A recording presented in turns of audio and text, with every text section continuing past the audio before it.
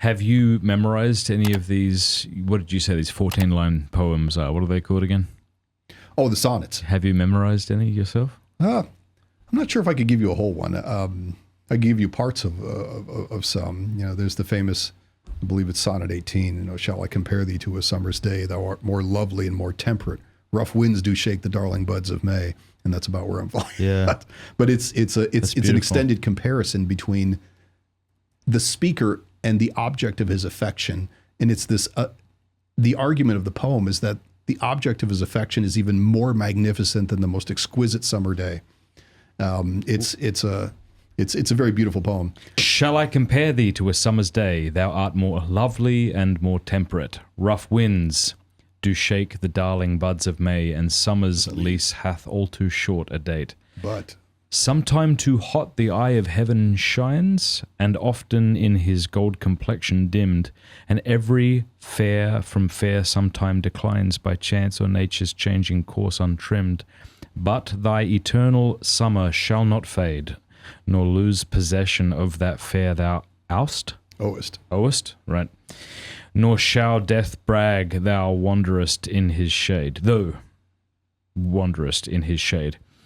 When in eternal lines to time thou growest, so long as men can breathe or eyes can see, so long live this, and this gives life to thee. Forgive the poor rendition of that. Not at all. No, that was beautifully done.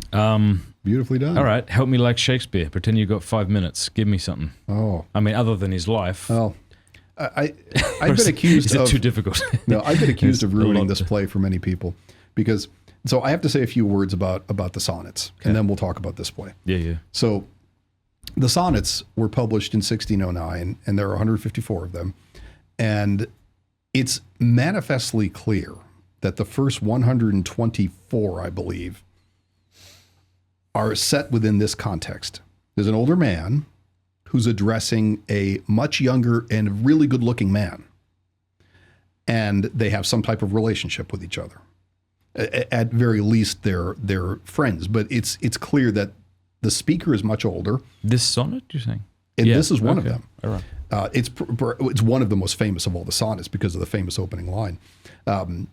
And so the speaker, who is clearly an older man, and he's also very clearly a poet because it's self-referential. He talks about, even there, he says, so long lives this and this lives life to thee.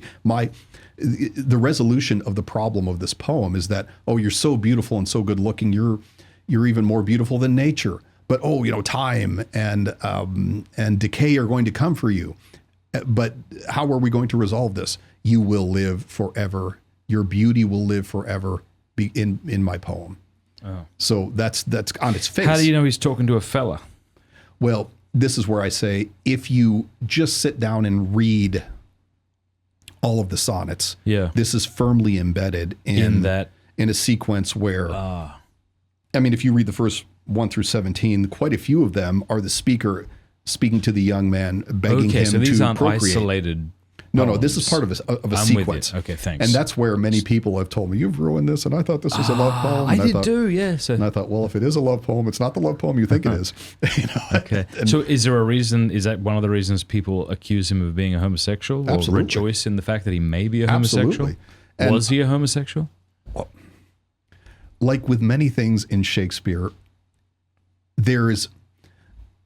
On its face, in his life, there's no evidence to think he was. If we did another show and I walked you through all the sections in some of the first 124 sonnets, you could see why people might come to that conclusion. I mean, they're not overt references to anything crass, but the level of effuse praise for this young man. In one, I'm probably badly paraphrasing. He calls him master mistress of my heart. I mean, it's this effusive, high, elaborate language praising the beauty and just gushing over the friendship with the youth, the fair youth. So this is going to give ample evidence for those who would like to. So my position on this is that all we have are these poems. And we have nothing from the man's life to suggest he was a bisexual, he was a homosexual. There's nothing there. There's just what the poems give us. And there are, as with all things Shakespeare, multiple ways to try and come at this. There are those who will argue that these were elaborate bids at patronage for a young aristocrat. The most often referenced names are William Herbert, the Earl of Pembroke, to whom the first folio was dedicated. Henry Wriothesley, the Earl of Southampton, to whom Shakespeare dedicated 2 other lengthy poems. So that I think is a credible way to look at this excessive praise, and also this, you want to get married, you're such a good looking person. But this elaborate, this hyperbolic, excessive rhetoric could be explained in that way. And someone might counter it, but I think it was W.H. Auden, the great poet W.H. Auden. It might have been him. One of the critics is of the opinion that Shakespeare never could have intended for these to be published because they're so deeply personal, and the affection between the older man and the younger man is so, it really is quite moving. I mean, if you just take it on its face and so on. Now, it could be a bid for patronage. Maybe it wasn't a bid for, so it leaves the door wide open, as in Shakespeare, with where to go with it. But one thing that is true is it's 124 sonnets of an older man to a younger man. Wow.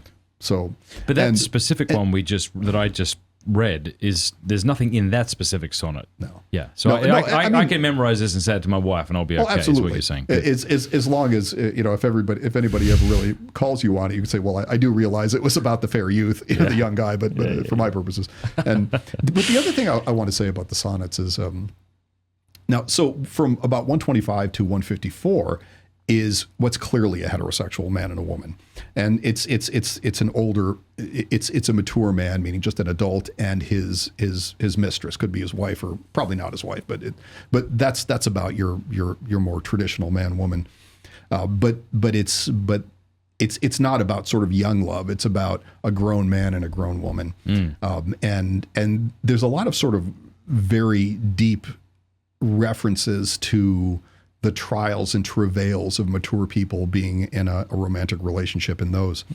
But sonnets 1 through 124, when I teach them to the students, I like to point out, if you set aside the preoccupation that Shakespeare must have been a homosexual because of all this, if you set that aside, they are poems about the absolute power of friendship, because they're not just all about the beauty of the fair youth. They're about the relationship that they have.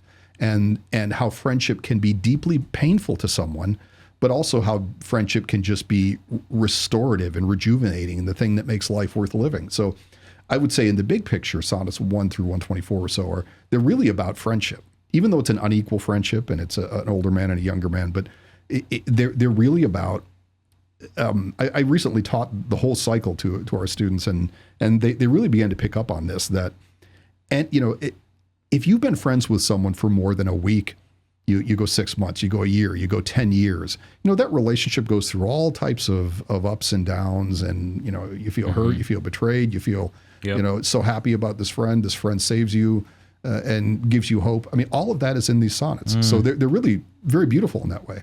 If you could bracket the... Would that be your recommendation then to someone like myself who'd like to get into Shakespeare, is to begin with some of his sonnets, since they're shorter and less complicated, presumably, than his plays? A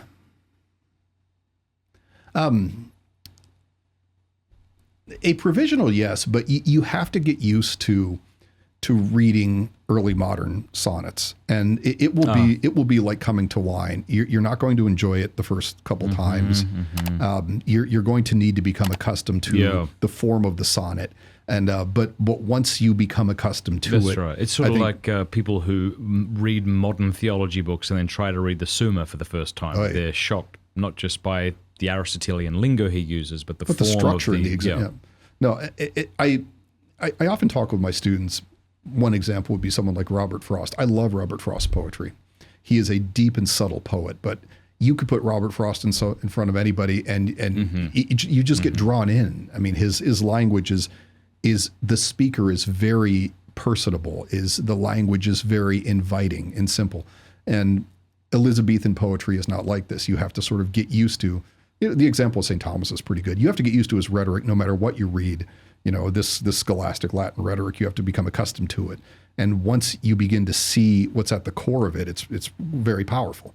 So I would say the same is true with the sonnets, that I think it would be the type of thing that would be good to get some guidance on, to sort of sit down with someone who can teach you a little bit about it and so on. But I would say, again, I'm with Chesterton on here. The Democracy of the Dead has voted that these are some of the most moving poems, in world history, and that they have a great deal to teach us.